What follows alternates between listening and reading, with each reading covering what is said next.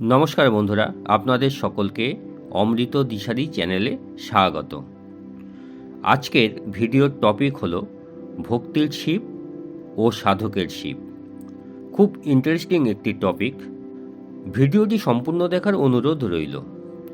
তাহলে আসুন শুরু করি। শিব, এই একটি নামেই ভক্তির অশ্রু যেমন ঝরে, তেমনি সাধকের নীরবতা জন্ম নেয়। কিন্তু প্রশ্ন হলো, ভক্ত যে শিবকে ডাকেন, সাধক যে শিবকে খোঁজেন, তারা কি এক? শাস্ত্র বলে একই সত্য, কিন্তু দেখার দৃষ্টি আলাদা।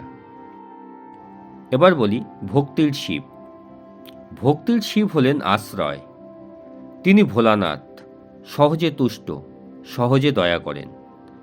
ভক্ত শিবের কাছে যান কষ্ট নিয়ে। ভক্ত বলেন, হে শম্ভু, আমার দুঃখ ঘুচিয়ে দাও। হে নীলকণ্ঠ, আমাকে রক্ষা করো। ভক্তির শিব পূজায় প্রসন্ন হন, অশ্রুতে গলে যান, বিশ্বাসে বাধা পড়েন। ভক্তের চোখে শিব কৈলাসে অধিষ্ঠিত দেবতা, জটাজুটে গঙ্গাধারী, করুণার প্রতিমূর্তি। এই পথ ভুল নয়, এই পথ মানব হৃদয়ের সবচেয়ে সহজ পথ। এবার বলি সাধকের শিব। কিন্তু সাধকের শিব আলাদা। সাধকের কাছে শিব কোনো রূপ নন, কোনো আকার নন, কোনো দেবমূর্তি নন। সাধকের কাছে শিব হলেন নীরব চেতনা, অচঞ্চল অবস্থা, অহংকার শূন্য উপলব্ধি।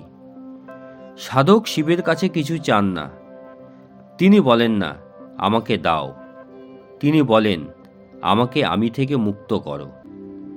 এখানে শিব পূজার বস্তু নন, শিব উপলব্ধির অবস্থা। মূল পার্থক্য কোথায় জানেন? ভক্ত চায় পরিবর্তন বাইরে, দুঃখ কমুক, সংকট কাটুক, জীবন সহজ হোক। সাধক চায় পরিবর্তন ভিতরে, ভয় ভাঙুক, অহংকার ক্ষয় হোক, সত্য উদ্ভাসিত হোক। ভক্ত শিবের সামনে নতজানু হন, সাধক নিজের ভিতরে শিবকে জাগাতে চান।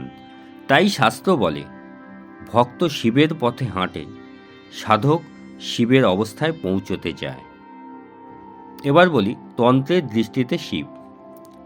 তন্ত্রে শিব মানে কোনো দেবতা নন। শিব মানে যেখানে চিন্তা থেমে যায়, যেখানে দ্বন্দ্ব লীন হয়, যেখানে আমি বিলীন হয়। তন্ত্র বলে, যখন মন নিস্তব্ধ, যখন কামনা স্তব্ধ, তখন সেই অবস্থাই শিব। এইখানে ভয় নেই, এখানে গভীর শান্তি। ভক্তির পথ সুন্দর, সাধনার পথ গভীর। একটি হৃদয়ের পথ, অন্যটি চেতনার পথ।